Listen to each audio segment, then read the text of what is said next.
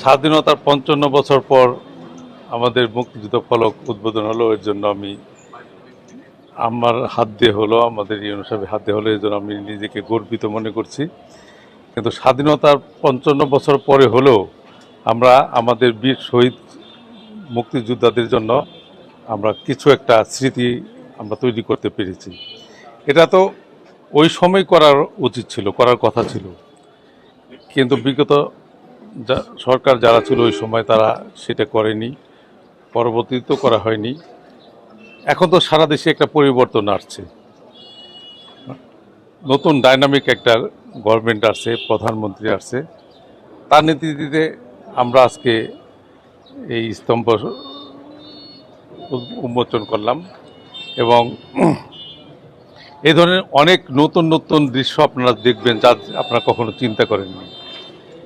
তবে একটি জিনিস আমাদের মাথায় রাখতে হবে, এই স্তম্ভ তৈরির যে আজকে আমরা করলাম, এই স্তম্ভের কারিগর যারা ছিলেন, যাদের কারণে, যাদের বুকের তাজা রক্তের বিনিময়ে আমরা এই স্তম্ভটি পেয়েছি, তাদেরকে যেন আমরা ভুলে না যাই, তাদেরকে যেন আমরা যথাযোগ্য মর্যাদায় তাদেরকে আমরা স্মরণ করতে পারি। এখন দেখেন মাঝে মাঝে কিন্তু অনেক হট্টগোল দেখেন, সংসদের ভিতরে দেখেন, বাইরেও হুমকি দেওয়া হয়, কিন্তু যারাই এই হুমকিগুলো দিচ্ছে তারা কিন্তু ওই সময় এই স্তম্ভটার বিপক্ষে অবস্থান নিয়েছিল। তারা কিন্তু চায়নি এই দেশটি স্বাধীন হোক, তারা চেয়েছিল আমরা যেন পাকিস্তানি বাহিনীর দাবিদার হয়ে থাকি। তারা শুধু তাই করেনি, তারা পাকিস্তানি বাহিনীর সাথে হাত মিলিয়ে আমাদের লক্ষ লক্ষ জনগণকে খুন করতে সহায়তা করেছে। তারা আমাদের মা বোনের ইজ্জত নষ্ট করতে সহায়তা করেছে।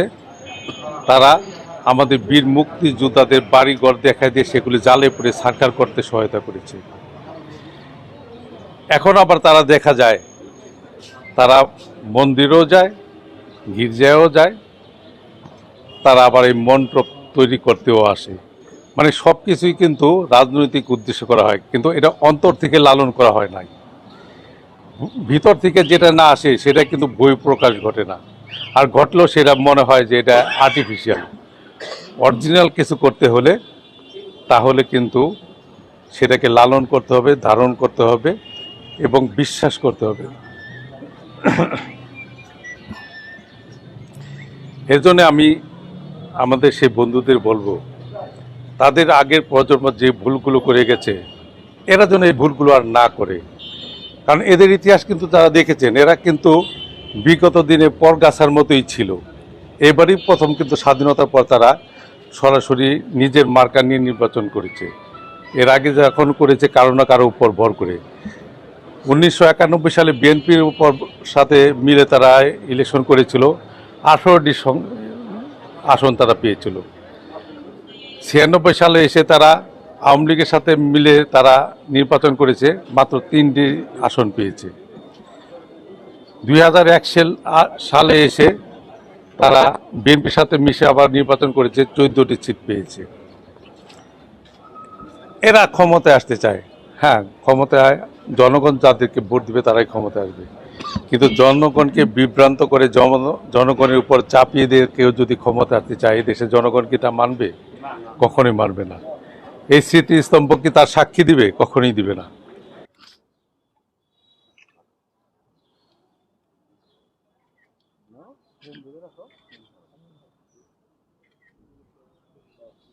জি হ্যাঁ, শুরু করেন।